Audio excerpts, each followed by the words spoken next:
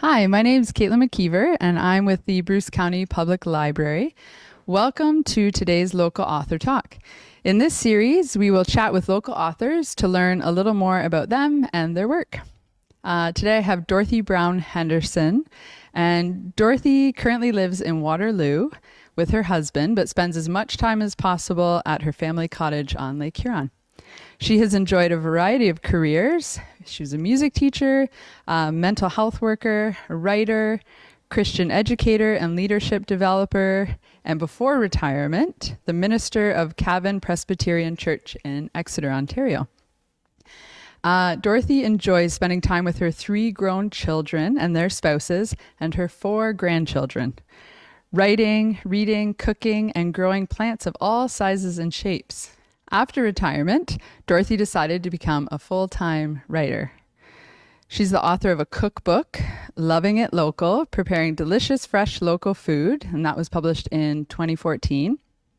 And 4 novels, The Season of Strawberries, which was published 2018, Happy Are Those, published in 2019, Dr. Bloom's Event, published in 2020, and Dreaming in Gray, published 2022. And her latest release this year is Becoming Lily Celtic, which we have a copy of right here.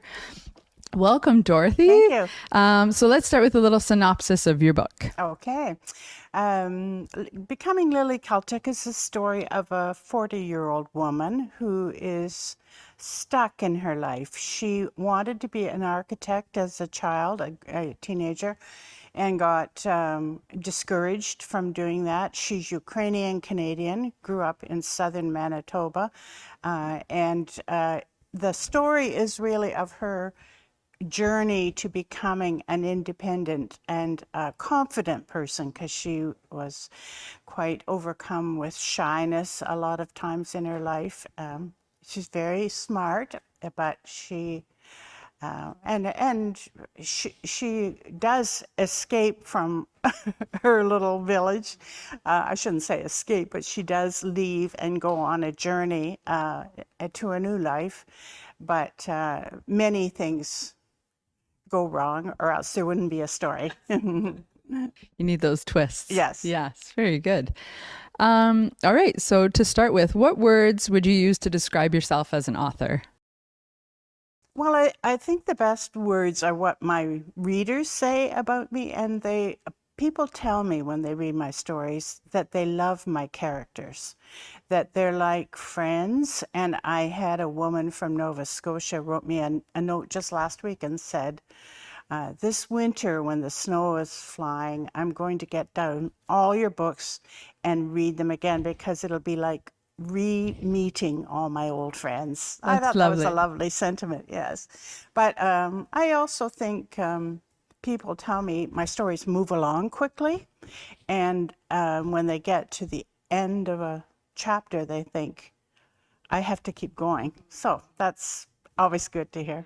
Sign of a good writer, I'd say. I Yes. don't know. Where do you draw your ideas or your inspiration from? Well, from a number, mainly I have a good imagination, and I always have. I did as a child. I was told by my parents and grandparents that I made up a lot of stories, and but I do draw somewhat from my own life, and I think mainly I draw from people. I like people, and I like to hear their stories, and sometimes true stories are more strange than anything I could ever make up. And I don't borrow a lot from real people, and certainly not without their permission. But I observe life, and I think that's my inspiration. I like that. Very good. What are your best tips when you get stuck on a passage? So how do you work through it? Yeah, well, that hasn't been much of an issue for me. I always hear other people say, oh, the dreaded writer's block. But when I get to a point where I think this isn't kind of working, or where I want it to go, then I just keep going. And then I go back later. And usually with time, you can see how to fix things. It's very good. Yeah, interesting. What is the most challenging thing you find about writing?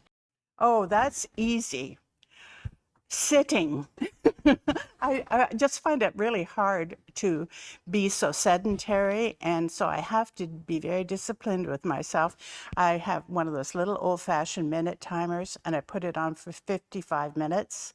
So when I'm done my 55 minutes of writing, I make myself go do yoga, go for a walk, go read the newspaper, go do the dishes. Just it's a very sedentary kind of lifestyle when you're a writer. And maybe that's why you don't get the block, because you're giving your brain a Oh, break and moving maybe. your body, Yeah. which Oh, is, they say, yeah. that's what you should do. So Yeah. good. All right. What's your favorite literary character or book?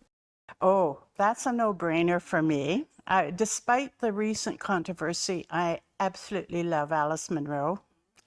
I have all her books and I've read them and reread them, and I am so in awe of her that I can't analyze what is so awesome about her books, but I do. She would definitely be my literary hero. And I have another one too, a British writer called Barbara Pym. She is no longer living, but when every 2 or 3 months, I say I have to have a Barbara Pym fix. So I get them done and reread something. Just Yeah. like the lady in Nova Scotia who has to have a Yeah, yeah, Dorothy fix. yeah. Yes, that's very good. Cool. Well, thank you so much for sharing your time and your work with us today and your process. If you're looking for a great story featuring local settings, consider reading one of Dorothy's books. Dorothy can be reached on her website and through email. And you can we'll add this information to the video description. Her books are available through Amazon, Finchers, and by connecting with Dorothy directly. Thank you again.